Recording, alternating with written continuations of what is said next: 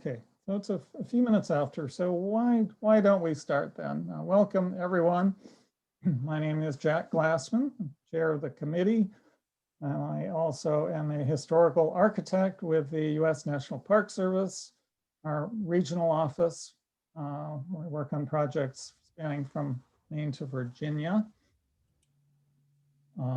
It's February, it's Black History Month, and there are, of course, lots of events going on everywhere, including at the National Park Service, national park sites. Many of the, or as we say, Black history is American history. Many of the 400 national park units around the country are having events. So visit nps.gov, and there are a lot of activities going on this month. Just some little housekeeping. Those of us who are already part of on the mailing list with the knowledge communities, the NOCO, might have seen that the BSA is instituting a new policy really starting this month that involves programs that when we do offer the CE credit, there will be a charge for those. So I was still sort of exploring, not sure if there's any impact on that. If you have any questions or concerns, feel free to sort of offline, email me or reach out to the BSA. The intention is certainly not to just grab a few dollars here and there from individual activities, but to really expand those people who have been involved or maybe are sort of on the fence to join in one of the membership categories, sort of adding, taking advantage, adding value, and so on. I don't know how that all sort of will shake out, but I guess it's been rolled out. So you will see, if you're not yet affiliated, then you might see then there's a charge button that when you register for the event. So I'm hoping that will go smoothly. Why don't we go into some of our, as I do traditionally, current events, but I'm trying something this time actually, rather than just you looking at me holding onto a newspaper or magazine, just to have some slide images just to show what's going on. We'll start in Boston and then make our way sort of out, kind of away into country and the world. Interesting, just coincidentally, a number of the items that I found that I'm sharing have this sort of common, a number of them seem to connect to the great architectural firm SOM, Skidmore, Owings and Merrill. That was not planned, it just sort of happened that way, kind of an interesting phenomenon, or things that I saw that I thought would be of interest. And then some of those turned out to actually have some interesting connections to Donald Trump, as real estate developer. Again, not intentional, just saying it happened that way. The Boston's YWCA building, shown here, 1927 building, Shepherd and Stearns, has it's been announced will have a new life as affordable housing. This has been a project, it's a longtime home of Boston's Y, and then also other tenants, including at the sort of lower, the second floor, the Boston's Lyric Stage. And then the sort of Y hotel up above. The building was timing it being everything. The building had been sold, which was then going to allow the Y to sort of get this cash infusion and move. And this is right across from the 200, is that what it's called now? 200 Clarendon, John Hancock Tower. It's really high end. It's real location area, and it was top dollar. But COVID-19 happened, the deal fell through. So the new news is that it's now with developers Beacon Communities, Mount Vernon Company. They're set to file plans, or maybe I guess they already did, probably to convert the building into 210 unit affordable housing, with nearly half set aside for permanent supportive housing for formerly homeless people. And I think our featured guest speaker, and I'm so excited to, and I'll introduce Charlie later, But I think he'll find this sort of deal, because of his own work with Jubilee Baltimore, interesting. And the way this win-win situation was created for this, where they're keeping current tenants, including this an international school, Snowden International School, and the Lyric Stage Theater, and then they're partnering with the Pine Street Inn to provide counseling and other services. So it's, they're gonna, the Y gets to stay with their executive offices. There's all this sort of mixed use, and this whole kind of partnership, this deal, probably wouldn't have happened if not for this pause and change because of COVID-19, where you have this veteran Boston housing developer, Beacon, and coming in and then taking advantage of an array of loans and tax credits and vouchers and so on to make this work. So anyway, and this allows the YW to continue focusing on their mission rather than all the other things in terms of dealing with real estate. So I thought that was a great story. Not far along towards Kenmore Square. I don't know if people saw, there was a story in the Globe, the Red Sox partners have unveiled development plans for streets, actually to build out about 2.1 million square feet of growth around Fenway Park. Fenway Sports Group, the D'Angelo family, and WS Development. And we're talking about 8 acres of real estate around the park. And they proposed offices, housing, and retail, buildings along Jersey and Lansdowne streets. Which would include actually permanently closing to vehicular traffic Jersey Street, or making it pedestrian area. So the details will all still be developed over the coming months and years, probably. But it'd be interesting to see how they're, in terms of urban design, because they're talking about the streets in the historic context, but also scaling up to, sort of I probably should have gone to that image. Scaling up to some of the buildings that have been built recently around the ballpark. So to see how those things meld. The renderings are kind of suggesting that facades will be retained, at least. Anyone know anything more about that project, or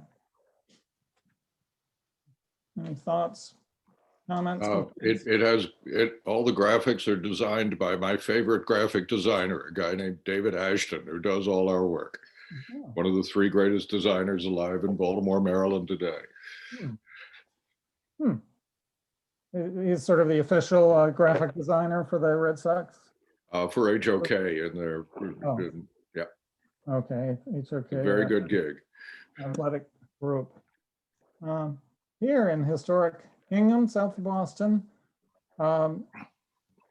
the old, my little bar is concealing it, but I assume it's not on everyone else's screen there. They can see the postcard view of the old ship meeting house, which actually dates back to the meeting house to 1681. I remember studying it in architectural history class. One of the iconic meeting house of the type, sort of building typology, and still around and well preserved. They have a parish house which is to be sold, and that's what's shown in the photo. Sold to a developer who was also a neighbor, and I guess it's another sort of a win-win situation for the old ship church, because they will build a smaller parish house and then operate more efficiently. So actually, to build a smaller, energy efficient and accessible, fully accessible parish house on vacant land next to the historic meeting house. So I suppose that for those, when one is anxious to see how that will look in terms of the context, the architectural context of the new building next to the old, but that's another story. Anyway, close to Boston. Let's head to New York City, and I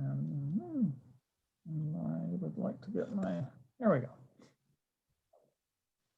The new Daniel Patrick Moynihan train hall. I'm looking forward to when I get back to New York City at some point, and I'm sure it will be by train. I'm looking forward to seeing that. This is I've sort of collaged the new hall, which was repurposed from the James Farley. It was a post office building.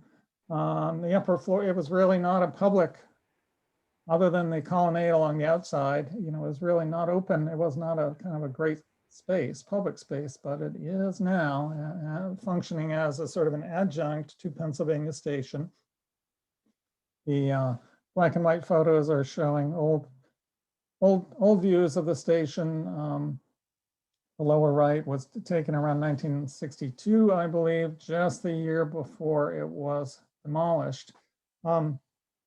Great story. The article I referenced is in the bibliography, The Inevitable Nature of the New Moynihan Train Hall. And the author, Carrie Jacobs, she really focuses on the inevitability of this project that just was decades in the making. It's a long-awaited annex to Pennsylvania Station, and it kind of the vision begins with Moynihan working as a shoeshine boy in the old Penn Station and also on the steps of the public library, and sort of dreaming about what could be.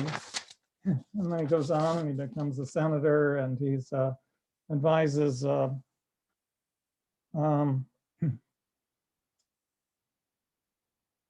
well, let's see, I'm just looking at some of the interesting stories, but in the 1990s is when he has this idea about somehow or other reincarnating the old station that had been demolished. And he connects really with Nathaniel Owings, Nat Owings of SOM.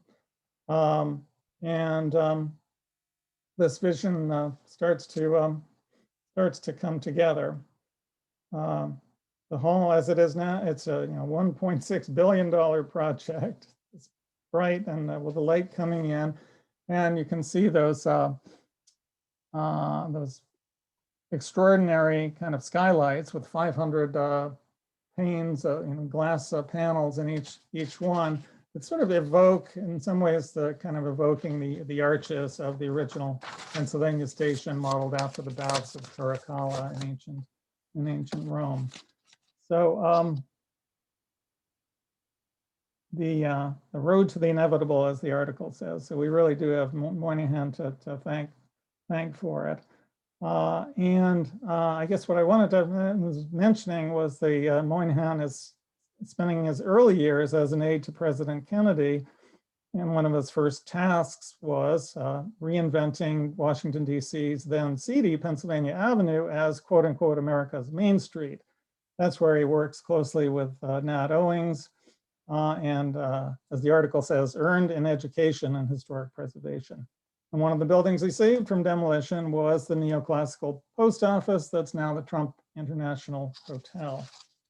So anyway, it just looks like a wonderful, it's going to be a pleasant, unlike the existing Pennsylvania Station, underground, really pleasant place to be once people start coming back.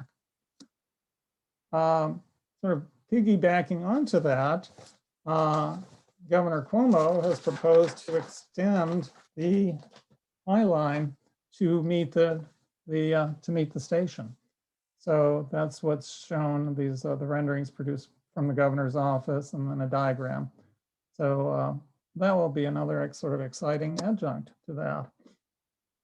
more on SOM. Meanwhile, Grand Central Station, SOM has revealed a proposed 83-story tower that would replace Trump's Grand Hyatt.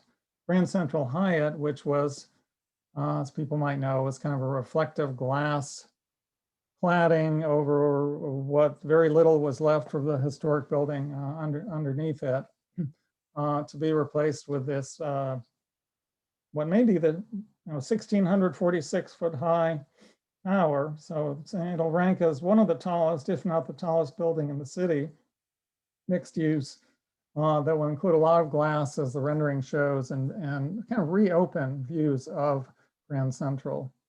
So in our sort of history of kind of preservation and preservation zoning, Penn Station and Grand Central Station have this sort of forever connection, really, with in terms of preservation law, which is a whole other episode, a whole other meeting, I guess, and I forget some of the details, but a really important case law, Grand Central, involving air rights, involving the landmarks preservation, their landmark commission, basically. They're actually having the power to regulate development. So other than that, one can see just from this picture these sort of extraordinary steel kind of looking like giant cables. That's an interesting. And then you can see in the rendering the way it meets the ground. So trying to respond in some ways to the art of the statue, excuse me, statue of Mercury, some of the detailing of the building. Moving to the Tacoma, Washington area, a threat, really sort of threat to an iconic campus, the historic Weyerhaeuser Forest Products Company campus. It was a 121-year-old company. They decided to move to downtown Seattle in 2016. So it's this article I'm reading from I guess it's the Architect News. So the preservation alarm bells went off almost immediately and haven't stopped. It sort of sparked a lot of concern that this, what many considered the first, really kind of the first green, the first original green building, actually, is what SOM has referred to it. It's a skyscraper, was a skyscraper on its side. It integrated this campus with meadows, trails. It was an extraordinary thing provided for the employees. Also pioneering in terms of the layouts of open office planning. Everyone getting all of this light in the air. But it's a 425 acres. It was opened in 1972 on company-owned timberland. It's in Federal Way, and sort of massive campus. The developers are saying they're going to preserve the building in any case, but the question would be how the landscape as a whole, whether there'll be introduction of new buildings, what will change. So this was a partnership. It was Sasaki, Walker and Associates, Peter Walker, and then Edward Bassett of SOM worked together to seamlessly integrate, as I'm reading, into the lush Pacific Northwest landscape, the building. So there have been letters from prominent landscape architects, historians, scholars from around the world, really talking about its significance, so that it should be a National Historic Landmark. It's an international icon of modernism, considered by many as the best preserved, most outstanding corporate campus ever. So stay tuned on that, or even going in. But I liked that from the SOM's, they have a nice little sort of treatment from their own newsletter, corporate newsletter.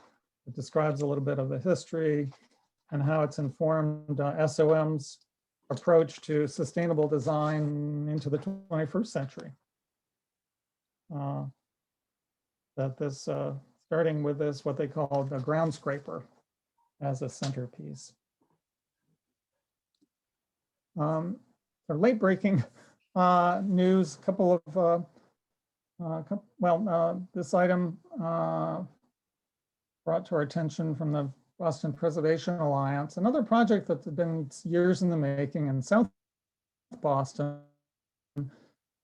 Amrines, it's a legacy, sort of legacy business, family business on a very prominent corner of West Broadway, on A Street in South Boston. That's shown in the lower left, the business and the apartments above.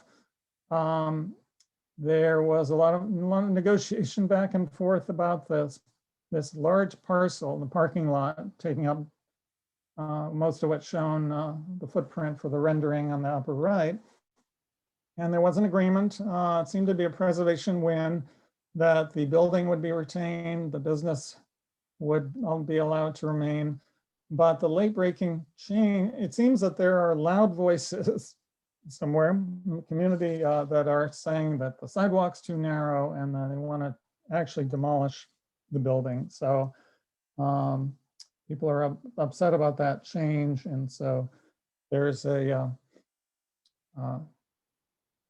way to, it's in review by the BPDA. It's in the sort of design review now, the city. And if you want to make your thoughts known about that, then I included the address for Stephen Harvey.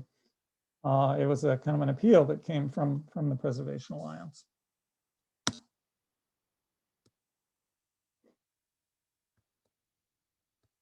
Okay.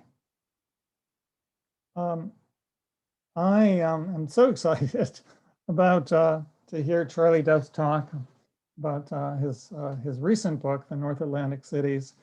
I ordered the book, and I'm just into the first chapter, but I'm already sold.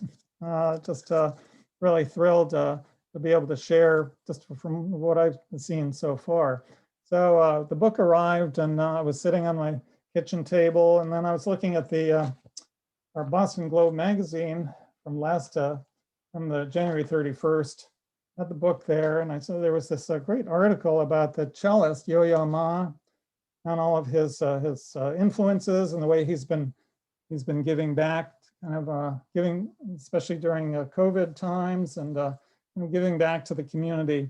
But I saw a part of the story mentioned. He says he wants to put science back in conversation with the arts. He loves the concept in ecology of the edge effect, quote unquote, the notion that biodiversity is richest at the borderline between two ecosystems, and he frequently employs it as a metaphor. So I was thinking about reading that, and then seeing Charlie's book, and about where he's talking about row houses and how they were invented and how they transformed cities, these regions of cities, and some have them and some don't. But it occurred to me that this sort of borderline between two ecosystems was sort of like the facades of these row houses. They're like, it's the interface between the public realm and then the private realm of what were originally, live work, and then with the Dutch kind of creating this notion, this sort of modern society, modern city of where you could trust that your business associates would, you can have your stuff, the things that you've made, and the thing stored in warehouses separate from your houses, and creating this whole residential these streets. I'm not going to do that justice, but anyway, really looking forward to hearing about Charlie's work. Charles Duff is a planner, a teacher, developer, and a historian. In a career spanning over 35 years, he's built or rebuilt more than 300 buildings and led the revival of some of Baltimore's most successful neighborhoods. Since 1987, he's been a president of Jubilee Baltimore, the city's premier community development nonprofit, and has also served as president of the Baltimore Architecture Foundation. He's a graduate of Amherst College and Harvard University. Studied also at St. Andrews University in Scotland. He lectures widely in America and elsewhere, and has taught at Johns Hopkins University. He co-wrote Then and Now, Baltimore Architecture in 2005 and contributed to The Architecture of Baltimore, another book. And he's translated into English 2 French works on ancient Greek tragedy. I should say, in Jubilee, Baltimore, I don't know whether he'll talk about that, but they are involved in buildings for arts and culture, healthy neighborhoods, involved with a low interest purchase and rehab loans and grants, funneling those to the community, doing a lot of great work in Baltimore. I should say, for some of the introduction, I went out with our announcement, and then what I'll share. I wish I could read the entire wonderful foreword by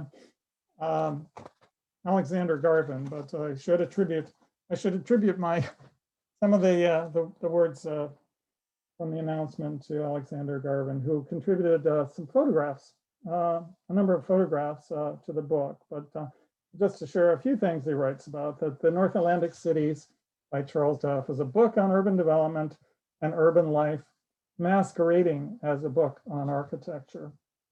There's a lot of history in the book, but it is not a quote unquote history book.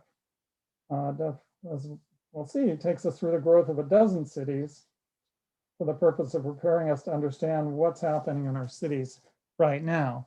You saw my picture beginning slide there as I stop sharing here for Holland, which is a soft spot in my heart, where as Charlie said, it really sort of began the kind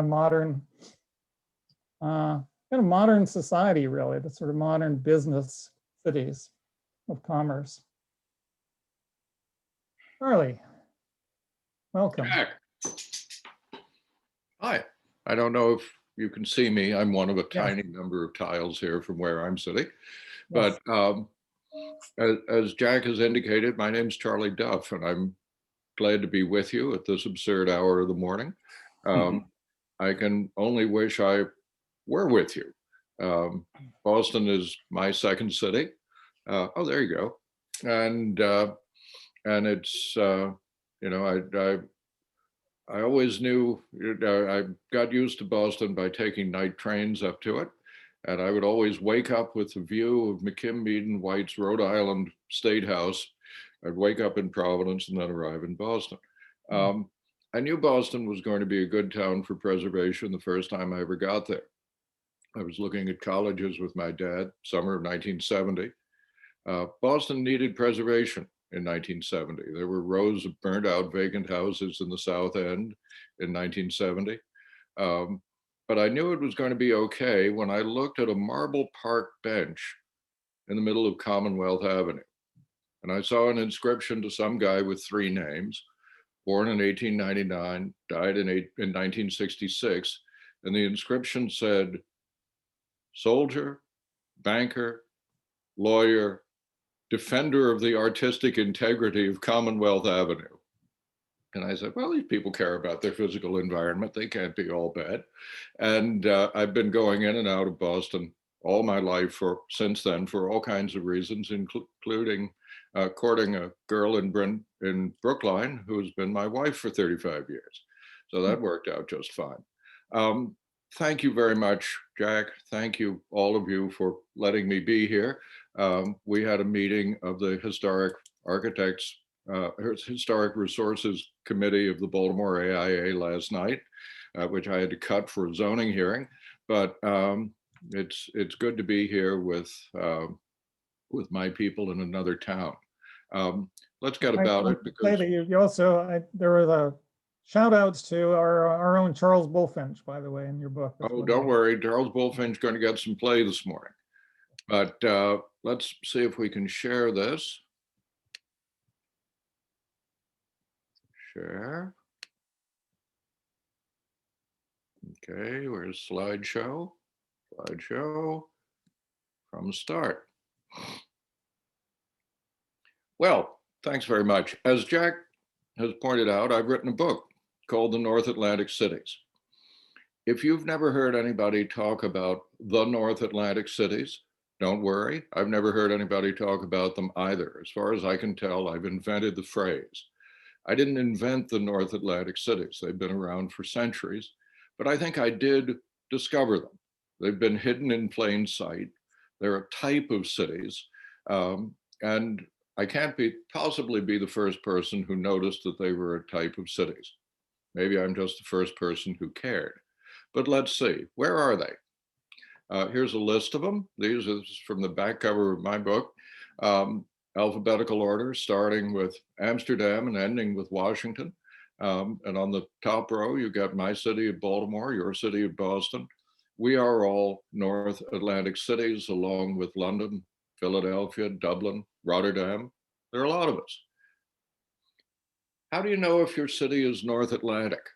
The best way is to ask, do the old neighborhoods of my city have row houses? The old neighborhoods of my city have row houses. And in fact, what you're looking at now is what I see when I walk out of the front door of my house in Baltimore. We have row houses. Not every neighborhood has row houses, but the old neighborhoods have row houses. That's the shortcut to figuring out whether your city is in fact a North Atlantic city. Boston certainly qualifies. When I lived in Boston, I rented a room in Chestnut Street on Beacon Hill, and this was the view out my bedroom window. Boston certainly qualifies as a North Atlantic city, founding member of the family. Why do I call them North Atlantic cities? Well, I thought about calling them row house cities. The problem is that people don't always use the same term for row houses. If you're a New Yorker, you call them brownstones. If you're British, you call them terraced houses. If you're Dutch, you just call them houses, take them for granted. So what was it that these cities had in common? Because the row house region of the world is multinational and it is bi-coastal. There are two halves to it. The American half is the coastal strip along the Atlantic coast of the United States, from Savannah in the south to Boston in the north. The European half is the coastal strip of the Netherlands, to some extent Belgium, the UK, and the Republic of Ireland. And when you go inland from those two coastal strips, on both sides of the North Atlantic Ocean, you get a very different kind of city on each side. The thing that somehow these cities have in common is the giant ocean that would appear at first sight to divide them. So I'm talking here about a kind of city, a type of city, and I call it the North Atlantic city. And if you've never heard about the North Atlantic city before today, you have heard about it today. And I hope it'll help you think about the city you live in, the cities you work in. When you go inland from the row house cities of Europe, you find cities of apartment houses. This is the most beautiful city of apartment houses I know. This is Paris. Paris does not have row houses. Paris has apartment buildings. The density of Paris is 52,000 people to the square mile. Paris has about 200 households to the acre. Those beautiful palatial buildings are jammed full of small apartments, jammed full of people. It's hard to entertain at home. Your apartment is often dark in the daytime. The average apartment in Paris is only about half the size of the average apartment in New York. So what do Parisians do about that? If you live in a small, dark, cramped apartment and you can't entertain at home, but your streets are the most beautiful streets in the world, and you have enough density to support any God's quantity of retail, you will have Parisian street life. And so the cities of continental Europe are cities of apartment buildings, high density, and active street life. In Paris, you have enough density to have retail and street life on almost every street, and you have it. So that's one type of city that's not North Atlantic. That's what you get when you go inland in Europe. What happens when you go inland in North America? You get cities like this. This is Houston. The center of Houston is very, very dense indeed. The tallest buildings in that picture are 80 stories tall. And when you're in the downtown of Houston, you could say, gee, didn't know Manhattan was here. That's what it feels like. But as soon as you get out of that high density downtown, the density just evaporates. And you get something that a friend of mine said, gee, that looks like Arlington National Cemetery. What's going on there? Well, the first time I went to Houston, I rented a car. I advise you to do the same. And somebody down there said, oh, you like historic stuff? Go see our great historic district. That's Houston Heights. So I went and saw their great historic district, Houston Heights, and here's a representative house in Houston Heights. It doesn't look like the Back Bay or Beacon Hill to me, but it is the Back Bay or the Beacon Hill of Houston. If you live in a house like this, you have sun in your living room, you have a dining room, you have a kitchen. You can entertain at home, you can grill in the backyard, but you don't have much density. It's only about 5 households to the acre. Paris has 200 households to the acre and lots of street life. I wanted to know, what is Houston street life like? So I asked Mr. Google. I typed in Houston street life, and here's the picture that came up. So there turn out to be 3 ways of building cities in what we call the the Western tradition. Continental Europe, you get apartment houses, high densities, brilliant street life. Continental North America, you get low densities and automotive street life. And then in the middle, you got us. You got the North Atlantic cities, the cities whose old neighborhoods have row houses, the cities of moderate density. North Atlantic neighborhoods have density of between 20 and 50 units to the acre. Paris has 200, Houston has 5, we're between 20 and 50. If you've got a North Atlantic neighborhood that is firing on all cylinders, you can have the best of both worlds. Here's a picture of Georgetown in Washington, and Georgetown in Washington is certainly firing on all cylinders. If you live in a house in Georgetown, it's a nice place. You got sun on a sunny day, you have multiple rooms, you can entertain at home. You have the advantages that people have when they live in houses in Houston. Plus, you don't have to mow a lawn. But what kind of street life do you have? You don't have enough density to have retail on every street, but you do have enough density to have retail every 4 or 5 blocks. Every 4 or 5 minutes walk, you can be on a commercial street, and those commercial streets can be of Parisian quality. So here's the setup for my story, that there are 3 ways of building cities in the Western tradition, and in the middle is our way. The cities of moderate density, the cities whose old neighborhoods have row houses, the cities that front on the North Atlantic Ocean, the North Atlantic cities. Before there were row houses, there were cities and people lived in them. Here are Proto-Row houses in London in about 1600. I apologize for the image quality, but my draftsmanship wasn't much in 1600. This is Shakespeare's London, and these houses are 5-story shacks. These are big houses, they're 5 stories tall, and they're skinny. They're Proto-Row houses, but they're made of wood with exterior plaster. And think about that in the cold, wet climate of London, England. If you look at the alley between these 2 houses, look up at the 3rd floor level, you'll see a couple of horizontal things that look like logs stretching from one side of the alley to the other. Well, they are logs. And if you ask yourself, why would somebody go to all the trouble of hauling a log up to the 3rd floor of his house and slinging it across an alley? The answer is to hold up the houses. These houses didn't have enough structural integrity to stand up on their own, and standards of maintenance were pretty low. Northern Europe in 1600 was desperately 3rd world poor by our standards. And London and Paris and every city north of the Alps was a city of shacks. But they were narrow shacks, tall shacks, vertical shacks on narrow lots, burgage plots. They were proto-row houses. Somebody had to figure out how to build. These were the houses of the common people in the cities of Northern Europe. Noblemen lived in palaces on compressed lots, but we'll forget about them for the time being. The common people lived miserably in these shacks, and somebody needed to figure out, if the common people were ever going to get anywhere, somebody had to figure out how to build houses for the common people that wouldn't fall down, that is to say, they were built of durable materials, and would have architecture that was of the quality reserved for high-class people, for the nobility, for kings, and for the church. And somebody did that. Who were the people that did that? Who were the first people who built middle-class, common people, city houses out of durable materials with high-quality architecture? The answer is the Dutch.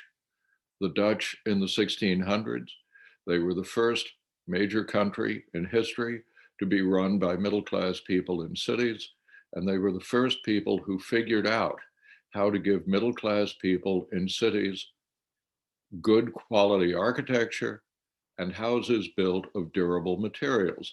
These houses in Amsterdam are great fun to look at, and they have Baroque tops like churches in Rome. And they're built of durable materials. The Dutch figured out how to mass produce bricks in giant kilns that could bake 1 million bricks at a time.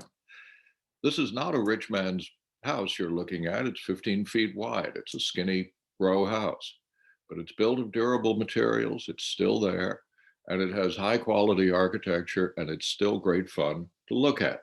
The Dutch invented what we think of as the row house. And they did it in exactly the generation when you would want them to do anything. They did it in the generation of Vermeer and Rembrandt in the 1620s, 30s, and 40s. If you think about what it is that the great Dutch painters of the Dutch Golden Age did, they discovered the beauty of everyday life and the beauty and dignity of everyday people. Here's Vermeer's girl in a pearl earring. She's not a princess or a duchess or anything. We don't know who she was. Nobody knows who she was. If you want, you can make a movie about who she was. You can make it up on your own. She is an ordinary person. And Vermeer, like the great painters of Holland in his generation, discovered the beauty and the depth and the dignity in this perfectly ordinary person. That is what the Dutch did in their golden age in painting. And that is what they did in their golden age in architecture. These are the first brick row houses ever built in the world. There are 2 of them, built for 2 brothers in Amsterdam, brothers named Kooijmans in 1622. They were designed by the best architect in the Netherlands. They were not just builder, craftsman designers. This was Jacob van Kampen, who went on to design the Mauritshuis and the Amsterdam City Hall. And he, one of the greatest architects in European history, designed, and I'm sure oversaw the construction of these 2 brick row houses with engaged columns on the front. These are the first brick row houses in history. And if you put them in the Back Bay, people would say, well, that looks nice. They would fit right in. This is the birth of our building tradition. By 1672, the Dutch are lining entire canals with houses that look like home to us. This is the Herrengracht, the golden bend in the Herrengracht in 1672. I altered the picture a little bit to hide the canal at the bottom. If you look at this, and if somebody told you that this was London in 1750, or if somebody told you that this was part of Boston that got torn down for Government Center, or part of New York that got torn down for Wall Street, you would say, okay, because it looks like our building tradition. It is the birth of our building tradition. The Dutch invented our building tradition. And the Dutch, in doing so, built what are, for my money, the pleasantest cities in the world. This is Utrecht, but it could be Leiden, it could be Haarlem, take your pick. Whichever one you want to go to, take me with you. I love to walk through other people's cities, and no cities are as delightful to walk through as Dutch cities. They are the pleasantest cities in the world. You look at these houses, they're not very big. They're not identical to each other, but they go well together. I once asked my mother if her mother, my grandmother, had been pretty. I never knew my grandmother. There was a long pause, and then Mom said, well, her individual features weren't much, but they went together well. Dutch cities may be like that, except that the individual features are pretty good. These houses are designed to go well with their neighbors. And the row house, the city of moderate density, is intrinsically a place where people have a mix of independence and interdependence. These are our North Atlantic cities, and the Dutch invented them. It's a bit of a surprise, but the person who brought this middle-class way of building to England was in fact an extremely aristocratic king. This is Charles I, who got his head cut off eventually for being a little too much of a king. He was well aware of what the Dutch were doing, and he liked it. And he had an architect, who's a surveyor of the works, who was a man with a mission to bring classical architecture to England, a guy named Inigo Jones. And together they cooked up a building code for new London development in 1630, London suburban development. And their new building code required builders to build houses on the Dutch model. The code wasn't very broadly enforced because the king wasn't around very long, but it got off to a good start. And here is the first row house development, what we would recognize as a row house development in English history, in London history. And it's a place that you all may know. This is Covent Garden. If you've been to Covent Garden now, it's a shopping mall. You may have seen it in My Fair Lady or Shaw's Pygmalion. It was a Victorian vegetable market. But when Covent Garden was new in 1636, 37, it was London's first ever residential square. It was London's first ever development of red brick row houses on the Dutch model. Was it designed by Inigo Jones? We don't know, but he had to sign the building permit for it. And the Earl of Bedford, who built it, had to spend an earl's annual income to get that building permit, £4,000 in the money of 1634. So London was off in the Dutch model beginning in 1634. It took a long while for it to catch on because the middle of the 1600s were a time of revolution in England, but it did catch on. And by 1665, there were the first copycats residential squares. This is St. James Square from the 1670s. And you get the finest, noblest people in England who are living in Dutch style brick row houses. In 1666, the center of London burns down, and the Great Fire of London destroys 14,000 houses, 101 churches, 42 guild halls, and St. Paul's Cathedral. Within 7 weeks, Parliament has drafted a rebuilding act with my favorite building code. It's only 2 pages long, and it specifies that London has to be built in masonry, that windows have to be on top of each other, that facades can't jut out onto the street. It specifies, in short, that London has to be rebuilt on the Dutch model. And here it is. Here is the rebuilt London. It takes from 1667 to 1674 to rebuild London. And this is what it looks like, the whole center of town rebuilt on the Dutch model. And from then on, this new Dutch way of building becomes the new London way of building. And everybody else in the British Isles wants to do it. The British create what is, I think, the most fabulous urban environment that the speakers of English have ever created. It is the city of Bath. If you happen to be a bird, you can see the beautiful geometry of Bath as you fly over it. If you don't happen to be a bird, you can experience the beautiful architecture of Bath. You might look at this and say, it looks like a government building or the house or the palace of a prince. This is a row of houses. They're about the size of my house in Baltimore, but they are shaped to look like the theater of Marcellus in Rome. This is Bath. And if somebody showed you that picture and said, this is a palace that was built by the Empress Catherine the Great outside St. Petersburg, you might say, oh, okay. But it's not a palace. It is the Royal Crescent in Bath. It is a curving row of perfectly ordinary houses, houses about the size of my house here in Baltimore, but shaped into a fantastic palace structure. As I researched these cities, it took 7 years of walking and reading. I found there were a huge number of interesting stories. Bath is one of them. The people who created Bath, why it looks the way it did. Boy, there's a story in that, but it's not the center of our story today. So let's move on. Bath gets copied in Scotland by the new town of Edinburgh. That's a pretty nice environment. And then you come to the greatest surprise that I had in walking other people's cities. Part of my ancestry is Irish. And I figured Ireland couldn't be much, or else we wouldn't have left.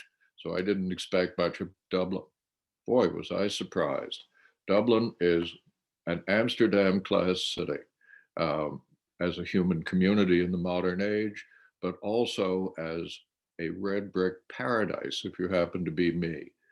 It didn't get bombed by the Luftwaffe, and Ireland was too poor to get redeveloped. It's all still there. A fabulous, fabulous city, Dublin, Ireland. So by 1800, you can go from the southeast corner of England to the northwest corner of Ireland, and you are in a world of row house development, cities of moderate density with dignified classical architecture. But that's getting ahead of ourselves, because the Dutch and the English put themselves on boats as early as 1607 and come over here and begin what we think of as American history. The Dutch start the first American city that is doomed to amount to anything. This is New Amsterdam, later on New York, and it starts as a Dutch city. Vermeer could have painted it. And by the early 1800s, New York looks like any good city in England. New York is off to a great start as a North Atlantic city, as a row house city. Here's Lower Broadway. Here is Washington Square in Greenwich Village. If you took those houses and plopped them down in the middle of Mount Vernon Street, they wouldn't be so flat anymore, but they'd look right at home. New York gets off to a fine start as a North Atlantic city, and eventually adds the decoration of brown stone to the North Atlantic formula of brick. But that's fine. You don't have to be brick to be a North Atlantic city. Bath is built of Bath stone. Edinburgh is built of Edinburgh stone. And London, which didn't have building stone, decided that in the 19th century that they were going to stucco their brick houses to look like Bath. So New York gets off to a fine start as a North Atlantic city, a collaboration of the Dutch and the English. And it eventually does something else, and that's a story too. And I always wondered how that worked, and now I know. And it's a fun story to tell, but it's not the main of our story today. So put off New York. Think about another city over here. Think about Philadelphia. Here you got Benjamin West's painting of William Penn's treaty with the Indians. And behind William Penn and the Indians, look what's getting built. Red brick row houses. Now, were there red brick row houses when Penn made his treaty with the Indians? Probably not. But there were red brick row houses in Philadelphia within just a very few years. Here's the house that Penn himself lived in. Philadelphians called it the slate roof house. It was a brick house built about 1684. They didn't call it the red brick house.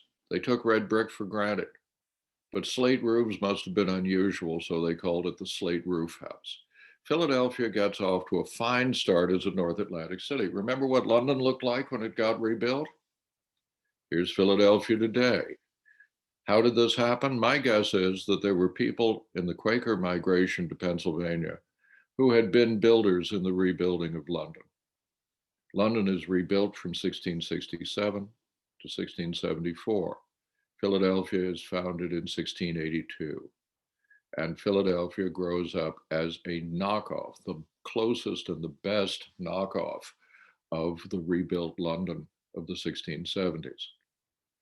And Philadelphia goes on to become the city in America that has the largest number of row houses. The rich build row houses like these in Delancey Street and Rittenhouse. Delancey Street is Philadelphia's, well, it's the Back Bay of Philadelphia and has its great moments. But you don't have to be rich to live in row houses in Philadelphia. Philadelphia has more row houses than any city in the country. And the only city that in the world that has more row houses than Philadelphia is London itself. London really is the row house metropolis, or the terraced house metropolis. So what about you? What about Boston? Here you get John Winthrop and the Great Migration. Okay, think about your school history. When did John Winthrop and his migrants come? They came in the year 1630. When was Covent Garden built? 1634. John Winthrop and the first migrants to New England had never seen a brick city house. The Puritan migration to New England ended quite abruptly in 1642. That's when the English Revolution broke out.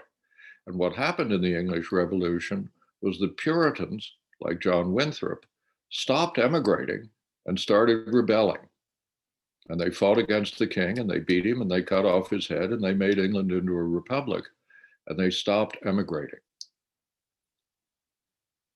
There was very little immigration to New England between 1642 and the Irish potato famine 200 years later. During that time, New England developed along lines that were laid down in the 1630s. And that's one of the glories of New England. The Puritan tradition of scholarship is a wonderful thing. That's why I went to college and grad school in New England, not in the South or the West. But architecturally, New England missed out on the Dutch, London, British Revolution that begins in earnest in the 1660s. London was building like this when the Puritans came to New England. And the Puritans built like this. This is the original building of Harvard College, a clapboard building with lots of gables. If you wonder what this might have looked like when it was new, it might have looked like a big version of the House of Seven Gables in Salem. It doesn't look anything at all like Covent Garden. It doesn't look anything at all like Bath or Dublin. And here is Boston. Here's a 19th century engraving of buildings dated 1680. Can you see the date in that gable? Boston remained frozen in the architectural patterns of the 17th century for a very, very long time. And it had gables for a long time. Boston eventually became a big town in the 17th century. And when you build a big town in the 17th century out of wood, you have frequent fires. And Boston had a great fire every 20 years in the 17th century. And every time there was a great fire, the Boston town meeting would get together and they would say, you can't build in wood anymore. They would pass a resolution that all new buildings need to be of masonry. But nobody enforced those resolutions and people rebuilt in wood because it's what they knew how to do, because they hadn't been involved in the rebuilding of London. And every 20 years, the town burnt down again. New England became a region of wooden houses, became, by the standards of the English world and much of the American world, a throwback. Here is Paul Revere's house. You've probably all seen it in the North End. Now look at it historically. This is an amazingly medieval house. Paul Revere died in 1820. Imagine a house like this in 1820 in New York, in Philadelphia, not to mention in London or in Bath. And New England develops a glorious tradition of building in wood. Here's the Craigie Longfellow house in Cambridge, built of wood. And again, you don't have to be a big freestanding house. New England develops an entire tradition of building villages and towns in wood. And when Charles Dickens comes in 1842, he's never seen anything like the clapboard houses of New England in his life. And he writes to the folks back home about how interesting this is. Well, to New Englanders, it's just home. New England is an entire region of frame houses, very different from what's going on in Philadelphia and New York, very different from what's going on in Amsterdam, London, Bath, and Dublin. Until this man comes along. Jack said I should give a shout out to Charles Bullfinch. I'm going to give more than a shout out. This is the young Charles Bullfinch. He graduates from Harvard in 1784 and goes on the grand tour, and he comes back as a man with a mission. His mission is to bring modern architecture to Boston. His definition of modern architecture is the red brick row house classicism of England. Buildings like this. Here is his Massachusetts State House, which I think is 1797. You would probably know the exact date, might be 96, might be 98, not 96, might be 98. Boston has produced a great architect, and he's not just a great architect, he's a man with a mission to bring modern architecture to Boston, and modern architecture means bricks and classicism and row houses. Here is Bullfinch's Tontine Crescent, 1792. It is the first row of brick houses ever built in New England. It is a shallow crescent, but it's a crescent nonetheless. And it is very finely detailed with a delicate sort of Hepplewhite Adamesque classicism that Bullfinch had seen as he toured England in the 1680s and the early 1690s. Here is a man with a mission, Charles Bullfinch, bringing to Boston, to New England, for the first time, the architectural revolution that had begun in Holland more than 150 years earlier. The architectural revolution that had come to London 130 years earlier. Here is Charles Bullfinch, man with a mission, bringing brick, row house classicism to Boston and to New England for the first time. Bullfinch builds some beautiful detached houses, but he also builds some beautiful row houses. The three houses for Hepzibah Swan that were what I saw when I looked out my bedroom window when I was a grad student in Chestnut Street. Colonnade Row, if you look at the Colonnade Hotel and you wonder, why is it called the Colonnade Hotel? Because it stands on the site of a beautiful row of houses built in 1819 and 1820 by Charles Bullfinch. And Bullfinch wasn't just an architect. Bullfinch was the head of Boston's city government for 17 years, from 1800 to 1817. It was an unpaid honor, and Bullfinch never had enough money, but it gave him control over building permits. And when you walk around the old neighborhoods of Boston, here's a piece of Beacon Hill. The greatest monument to Charles Bullfinch is not a building that he designed, any particular building. The greatest monument to Charles Bullfinch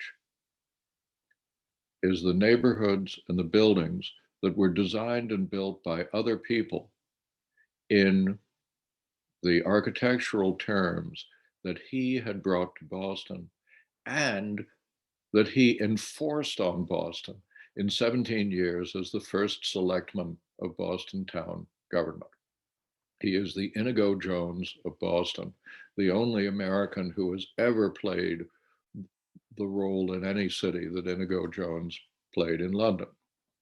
And Boston goes through a wonderful renaissance in the North Atlantic tradition.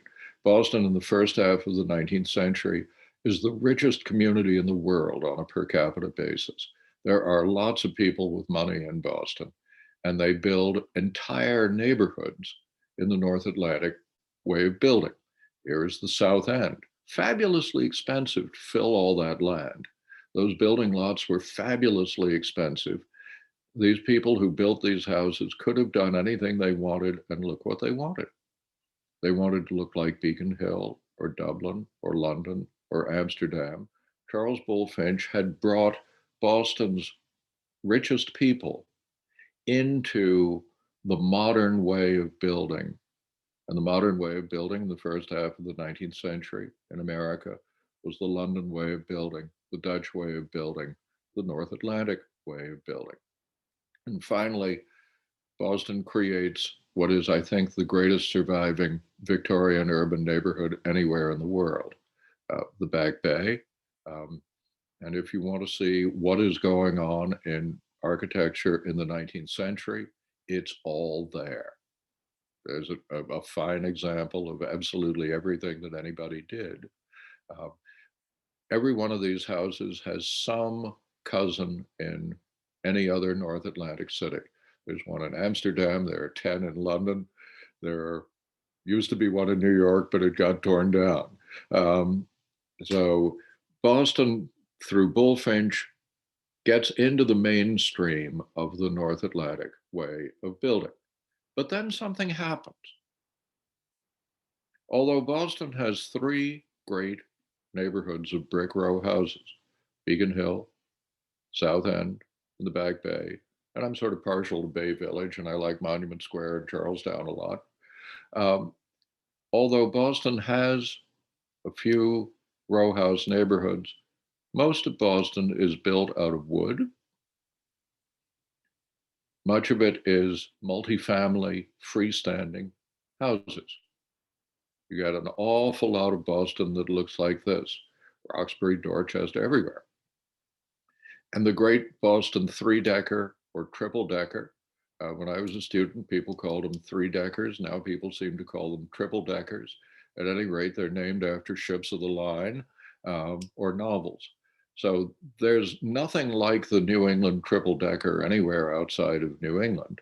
And most of Boston is built in the second half of the 19th century and in the early 20th century. It's built of wood. The houses are freestanding, and they're often multifamily houses. Couldn't be more different from the single-family row houses of Amsterdam, London, Beacon Hill, and the Back Bay. What on earth is going on? Well, one answer comes from one of the most famous books in the history of American urban history, Streetcar Suburbs by Sam Bass Warner. And Sam Bass Warner does a wonderful job of telling you how it all worked, how builders worked, how things got financed, how things got developed. But when he answers the question of why people wanted to do this, he says they had a rural ideal. Well, people in London had a rural ideal too. People in Philadelphia and New York had rural ideals. They all read Tennyson. They all read the same stuff. Their furniture was the same. Their clothes were the same. They all had a rural ideal, but they didn't all build their city out of wood. Boston did. Here's a streetcar suburb in my city. This is working class Baltimore from about 1900. These are two-story row houses. Each one is about 1,200 square feet. Couldn't be more different from a triple-decker. And when you look at them from the air, they look very different from a triple-decker neighborhood. Here is Somerville. Looks very different from row house Baltimore, but it has exactly the same housing characteristics. The average unit in both places is 1,200 square feet. The average density in both places is 20,000 people to the square mile. Boston changes its morphology. It changes its standard building type, but it remains a city of North Atlantic density. Whether it's built in rows of masonry at the center of town or built of wood in the fringes of town, it remains a city of moderate density, and that's an interesting thing. Why does Boston, why do your ancestors switch from the masonry row house to the frame freestanding type? Well, I think it's because New England has an incredibly strong building tradition, and it's a tradition of building freestanding houses in wood. Bullfinch was able to create a new fashion in the center of Boston for the richest people in the community but it didn't go very deep. It didn't go into the middle classes, and it didn't get outside the city of Boston. And when Boston exploded after the Civil War, and when horse cars made it possible for middle class people to get out to cheap land outside Boston, they saw the New England village tradition, and it felt like home to them. Boston was growing so fast that most Bostonians had not been born in the city of Boston. They'd been born in other parts of New England. And they got out to Roxbury and Somerville and wherever they got out to. And they said, oh, thank God, now we can live like normal New Englanders again. And if they could afford single family houses, they did that. If they could afford 2-family houses, they did that. If they could afford 3-family houses, they did that. And they remained. They built a totally different landscape. There's nothing like this in London or Amsterdam, but it's still at row house density. It still makes Boston and metropolitan Boston a community of moderate density.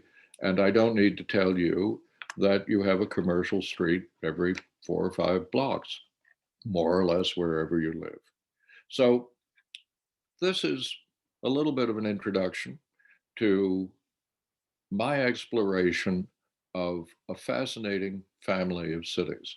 I set out in the year 2010 to try to figure out why some cities had row houses and some didn't. And I kind of went fishing and I hooked a whale. It turned out that there are a lot of fascinating stories, and many of them have to do with metropolitan Boston. We haven't even talked much about the 20th century, but boy, Boston gets more mention than almost any city in my story.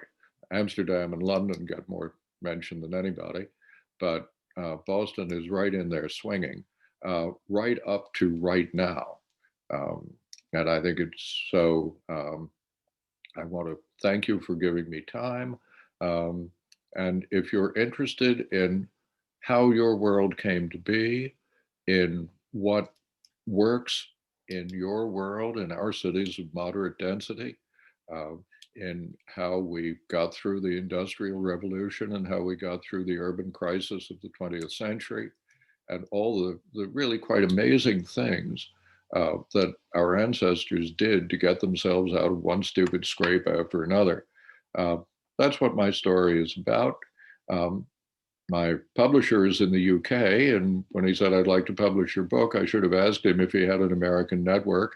He doesn't, so you can't buy my book on Amazon, damn it. And you can buy it from him, and he'll ship it over to you from the UK for $20. Or you can buy it cheaply from www.northatlanticcities.com, costs $29.99 plus shipping and handling. And I am grateful to you. Jack, thank you so much. Thank you, Charlie. This was wonderful. And my book arrived very quickly, by the way. I wasn't sure with the whole US Postal Service, but it just, as I said, I really can't wait. I don't know if you saw, I'm wearing my Delft t-shirt today in honor of those Dutch cities where it all began. So if you're willing to, I don't know if you want to stop your screen share, Charlie, and if you're willing to take questions, that would be great. Stop. One of my areas of interest in Boston was the so-called Bullfinch Triangle in the North Station area, which Bullfinch laid out around 1805 or so. And there was a rendering that was in the late 19th century that was sort of a view of it in the earlier part that showed all these continuous rows. It looked a little like the North and South Market buildings of Faneuil Hall, with the kind of granite arcades and brick kind of row houses above. And I always wondered whether any of that was actually built. There are through the evolution of that area that's now quite vibrant. But anyway, well, and all through New England, you'll find connected brick buildings in the business centers of what are otherwise wooden towns. My favorite is Newburyport. I don't know if you've all gone up to Newburyport, but you certainly should. The downtown of Newburyport burnt down in 1811. and it all got rebuilt. And it looks like Philadelphia. It's a small, tiny little Philadelphia. Yeah. It's really quite amazing. Yeah, and some of our regular old timers, I guess, on this committee were involved in who do still visit from time to time, involved in that. Have you seen the Market House there, by the way, in Newburyport? The old it was a fire station and market house and police station for a while, and it's now a performing arts center. Quite nice. No. Yeah. Let's go. All right. In the meantime, questions, anyone? Feel free to unmute if you're muted. Don't forget to unmute.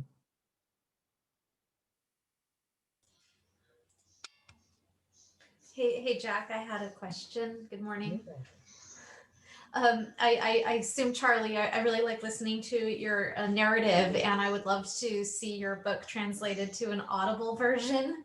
Do you have any plans to make an audio recording of your book? No, but I'm game to. I would buy it. Sure. Do you have production facilities? I sure do. I have the American rights. I can do whatever I want with it. I do have a friend that created a fiction book, and he made an Audible version. So I'll do some digging around and see if I can have some advice and get back to you on that. I have an idea. Yeah. Would you read it? Your voice is a lot better than mine. Oh, no, I would do it a disservice. You don't want my voice on there. I don't have the intellectual authority that you do. All right. All right, good. Well, I'll check into it. If I can become a partner in crime with you, I'll that'd be fun. Sure. That would be fun. I don't drive enough to listen to audio books, but it must be fun to do. Mm-hmm. How do you do illustrations on an audiobook? Do you just have to say, well, you're looking at a ramshackle building with a beam sticking in? That illustration of the ramshackle London was fascinating. Well, I don't know where you got that, but that really was interesting. I remember the Shambles in York is a little street where it's named for the streets people kept building bay windows out, and the thing tapers down to this cuts off the sky, and I can see why fire would have spread there. Oh yeah. Shamble is an old word for a butcher's stall, specifically butchers. And my favorite street name in the North Atlantic world is the old fish market in Dublin, and it's Fishamble Street. And it just meant fish market. But I just think of, did you ever see a fish amble? Well, I did. I don't know. I can't imagine a fish ambling, but it's kind of cute. Yeah, but I think you put your finger on the audiobook problem. I gave a set of talks at the Walters Art Museum here some years ago. And at the end, the AV tech at the Walters Art Museum presented me with 3 cassette tapes of my talk. And I was thinking, well, here's a new art form, cassette tapes of a slide lecture. I don't know what to do with this, but nobody else did either. But glad to help. There must be some way to do it. It's probably a good story for video. I think it is a good story for video. And I would love to walk people around these actual places. I mean, the actual places are so much better than still photos of actual places. But boy, there's money in that. I don't have any. Yeah, that would be wonderful. You could do an episode with Rick Steves. Sure, if you know him, give him a call. I don't know him, but I wouldn't be surprised if he would do it. Really? I mean, because he's always looking for a creative angle to do to his travel, and this involves, he's very much into the history and the culture of cities. So yeah, well, there's a thought, and he has a narrative voice like nobody. He's really good at it. So good. Well, actually, in the chat, we'll see in the video if this makes you blush. But Wendy in the chat says that your voice reminded her of Walter Cronkite, so that you should. Well, that's good. Instead of reading. called up one friend of mine once, and a receptionist answered, and went to get my friend Mike. It took a long time, and when Mike came on, he was laughing uncontrollably. He said, "We've got a temp receptionist this week." And she just came in and said, "Mike, there's this guy on the phone. He says his name is Charlie Duff. I don't know who he is, but his voice is God's gift to dial-a-porn." So I don't know, you never know what people are going to say about you, but that was a new one. And nobody's said it since. The other chat, thanks for your talk, from Clifford Zink, who suggests adding Trenton, which he says is full of townhouses in the Philadelphia tradition. Trenton? Yes. Yeah, sure is. Yep. And the North Atlantic region is a region.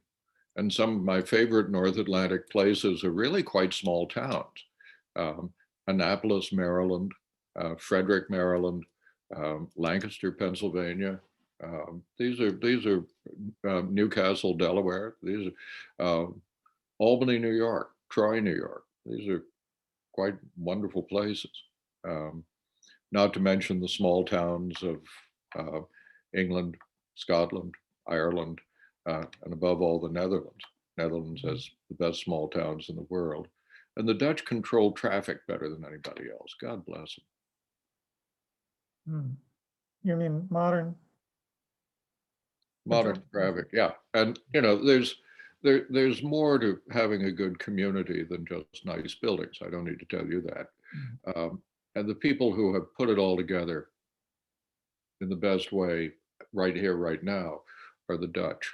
And you can learn a whole lot from what the Dutch are doing. If the Dutch are not living the happiest lives in the North Atlantic world, that should, it's because their mothers didn't hug them enough. They can't blame it on their physical environment. They're really doing this right. No, I stopped you and you said traffic, because I remembered in your early in the book talking about how the canals themselves really helped to inform those first row house streets too, because they were, either tight and winding or straight or whatever, but the houses were built along them, and they were part of this machine, the system really of providing sanitation and transportation, and allowed people to be on foot more. And well, yeah, I mean, one of you was just talking about how narrow the streets were in medieval cities and how the houses encroached and you never saw the sky. Dutch canals were the first big, wide, sunny streets in Northern Europe. They were too wide to encroach on. And also Dutch city governments have a lot of legal authority and they used it. And so it's the Dutch have had two golden ages. One was from about 1600 to about 1672, and the other is right now. And we can learn a lot from the Dutch. And the main reason I went to the trouble of writing a book was because, I'm trying to rebuild row house neighborhoods in Baltimore, and I want to know what works and what doesn't.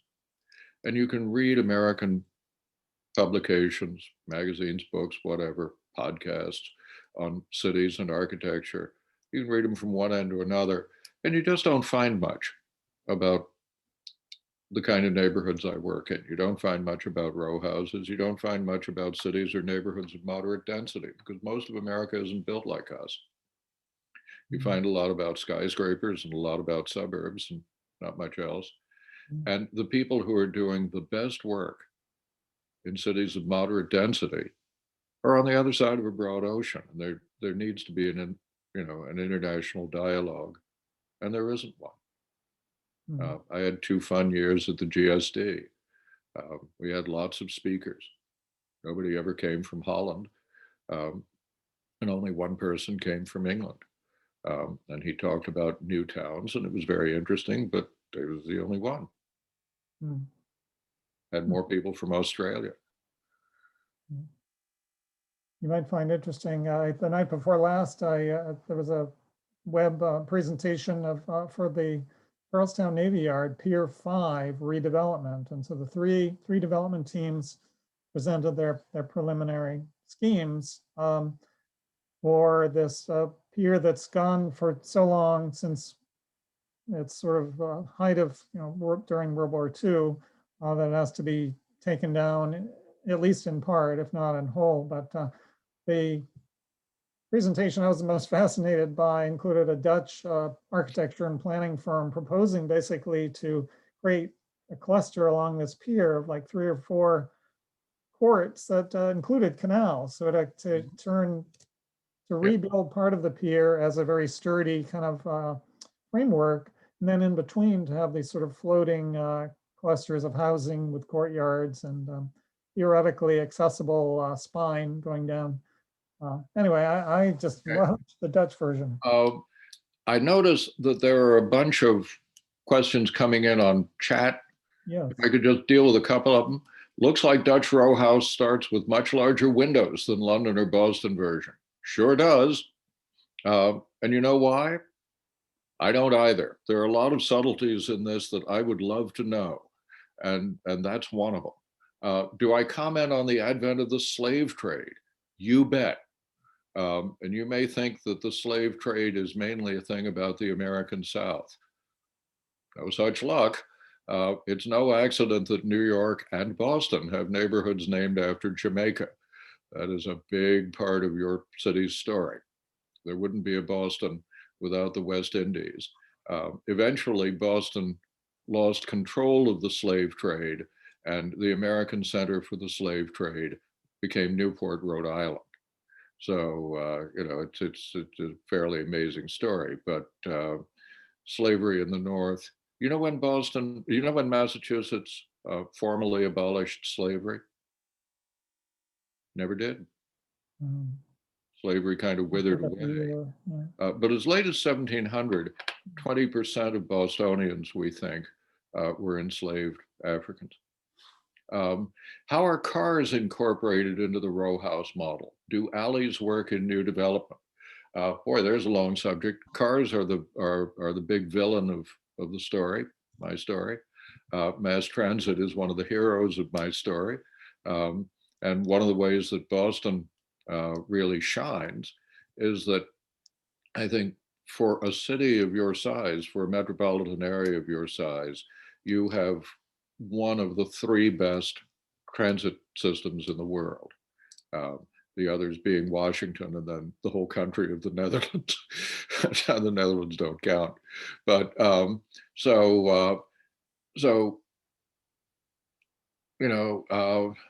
yep, Bernard Herrmann Townhouse. There it is, sitting over there on my shelf. Good book. Bernie's a good guy. Do alleys work in new development? Yeah, if you want them to. Do I talk about the Hudson River Channel, cities like Troy, Hudson, and Newburgh?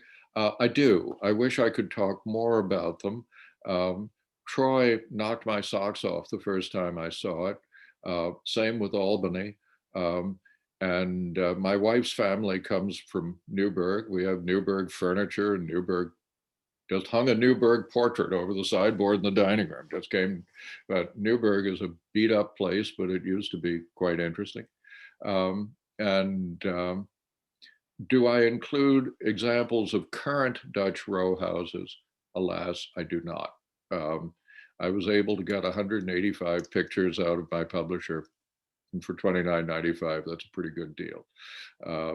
But I don't have it. But I'm thinking, do you know a guy named Richard Longstreth? Richard Longstreth is a great preservationist in Washington, and he led a tour of modern Dutch architecture once that I couldn't afford to take. But at the end, he wrote a poem about it that ended with the lines, "Slogging through Berlage all the Dudok day." So there's a lot of it, and it's really interesting.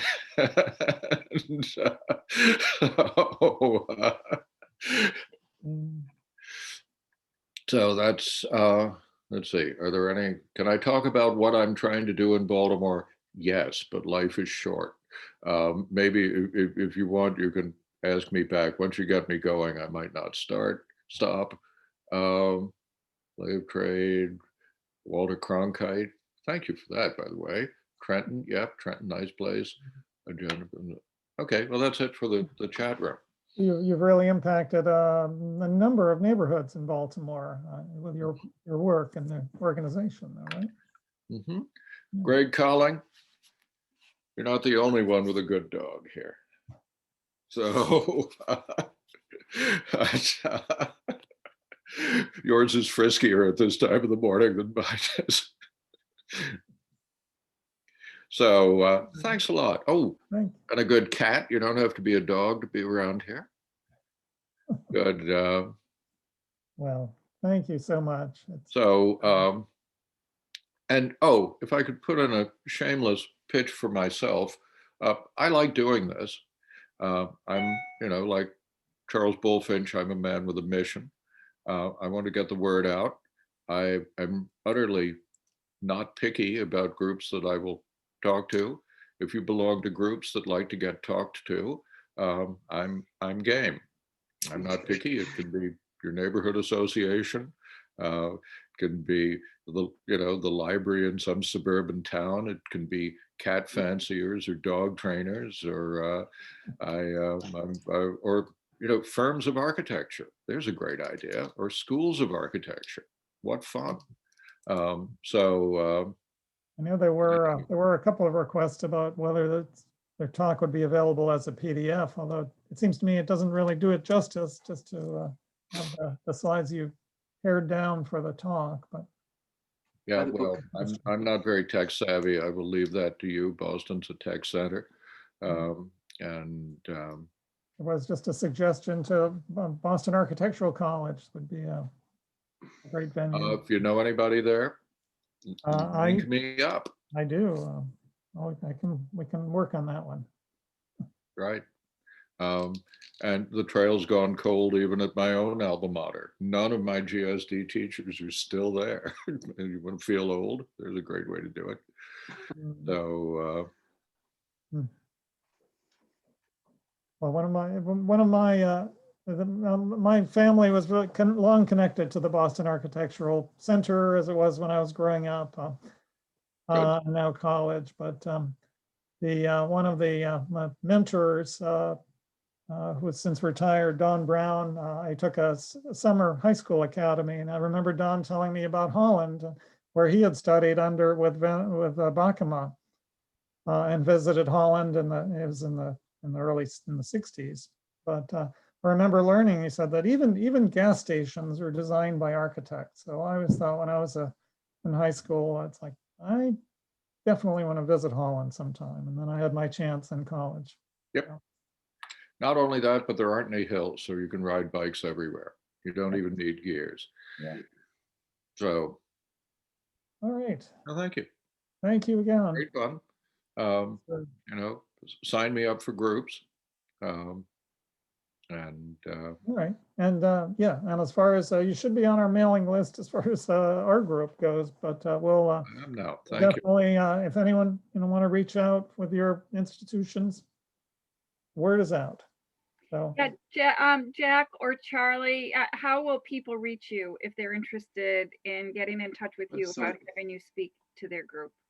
Well, gee, www.northatlanticcities.com has a an email function to it, or Jack certainly knows my regular email address, and Ellen Rubin, who's somewhere around here, knows everything there is to know about me, probably my shoe size by now,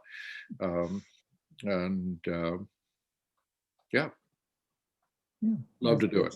Thank you from Polly Carpenter from the BSA, and it was really Ellen reached out to Polly, I guess, and this is how your talk all came together. So thanks to both of them for bringing this idea, bringing you to us. So, all right, well, very good.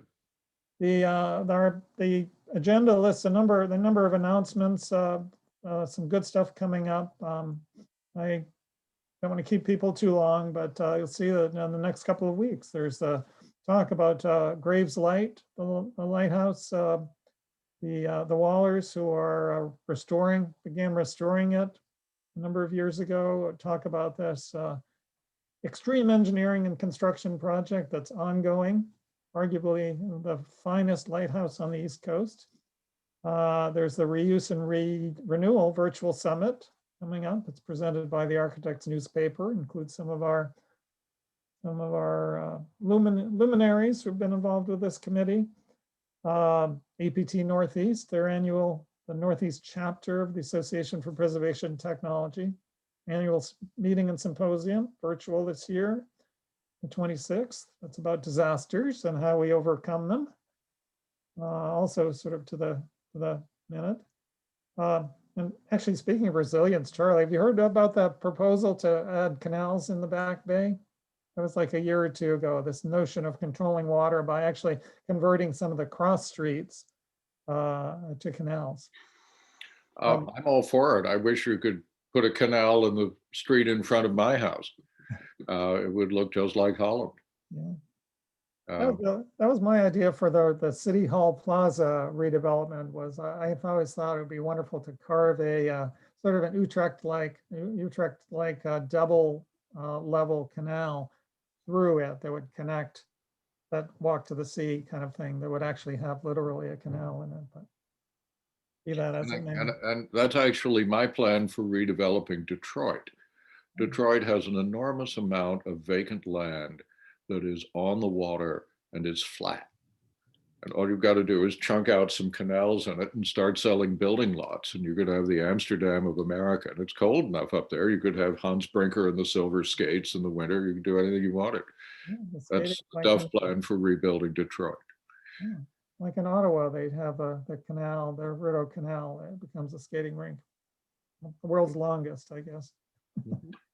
So there's the Architectural Plastics and Polymers Composites Conference as a conference proceedings plus package that's available. And then finally, I just heard from Elizabeth Sherva, Mass Historical Commission would really use some help. They're seeking interns. Great chance for young people in particular, chance to get involved in their survey and planning and National Register work, and tax credit stuff. So that's what I have. So thank you, everyone.